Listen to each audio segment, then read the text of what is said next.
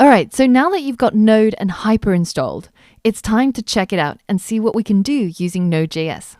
So the first thing I'm going to do is I'm going to create a new folder on my desktop. But this time I'm going to do it slightly differently.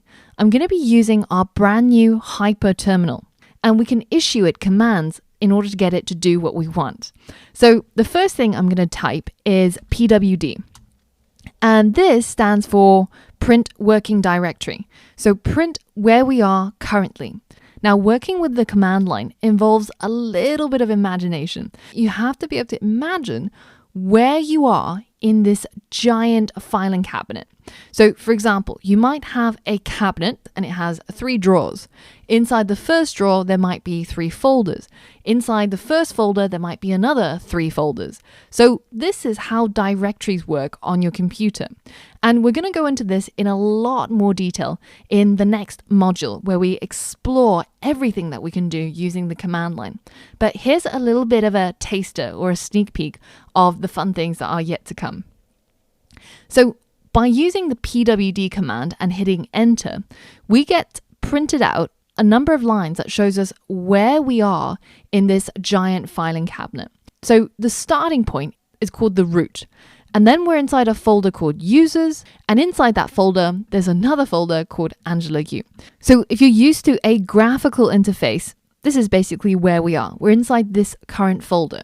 And you can see that the folder above it is called users. And then if I double click on this folder called Angela Yu, then I get into my home folder.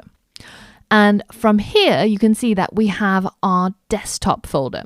So in order to move over there, then all I have to do is write cd, which is the command, and it stands for change directory or change folders. And we're going to change over to desktop. Now, you can either type it out entirely, so desktop. Don't know why I just turned Japanese just now. Or you can simply start writing, say DE, and then you can hit the tab in order for it to autocomplete. Now, for example, if you only wrote the word D and you have multiple items like document, download, desktop, then it won't know what to suggest, so it won't come up with anything. But if you give it enough characters for it to be able to identify a unique name, then hitting that tab key will autofill the rest of it. So now if I hit enter, I am now inside the desktop folder. As you can see, that's what's showing up. After colon is our current location. And we can confirm that with the full directory path by using pwd. You can see that we're inside desktop, which is inside Angela Yu, which is inside users. Now, once we're onto the desktop, so I'm going to do it side by side with Finder over here as well. Now, once we're inside desktop, we can use a command called ls, which simply just lists everything that currently exists inside our location. So now we can see what exists here. And we've got something called web development, something called app development, 2 folders. Now, if I wanted to make a new folder at this current location, desktop, all I have to do is write the command makedir or mkdir. And this makes a new directory, or rather new folder. It's the equivalent of hitting right click and clicking on new folder. And then we have to specify the name of the folder. And I'm going to call mine intro to node. So you can have it capitalized if you want, but I'm just going to keep it lower caps and also with hyphens in between. And now if I hit enter, I have a new folder called intro to node. Cool, right? Now, if you haven't used command line before, it really is built for power users because we can do so much stuff that Apple or Windows has kept away from us. And I think using the graphical interface is kind of like riding a bicycle with training wheels. This is more like a full-blown Hayabusa motorcycle. With great power comes great responsibility. And we're going to talk a lot more about that in the command line module that's yet to come. But now that we've created our folder called Intro to Node, I'm going to then cd or change directory into that folder. And now I am inside this location, so the equivalent of being here. And if I hit ls here, you can see that there's nothing. It's completely empty so far. So we're going to create a new file here. And the command for creating new files is touch. So we're going to say touch. And then we're going to specify the name of the file.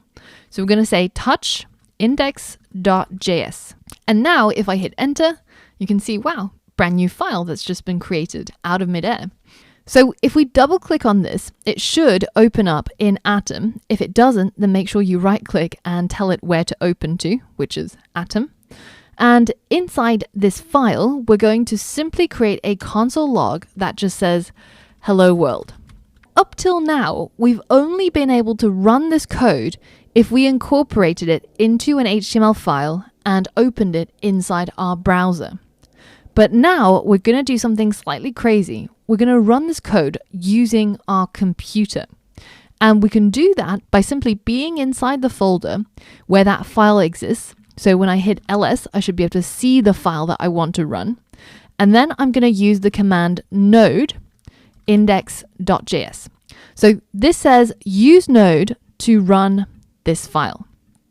And now if I hit enter, you can see that the result of that file, which was simply to console log hello world, gets executed and it gets logged inside my hyperterminal. So that was our first Node.js file that we executed. Now in the next lesson, I want to talk to you about the REPL, the read evaluation print loop. So for all of that and more, I'll see you on the next lesson.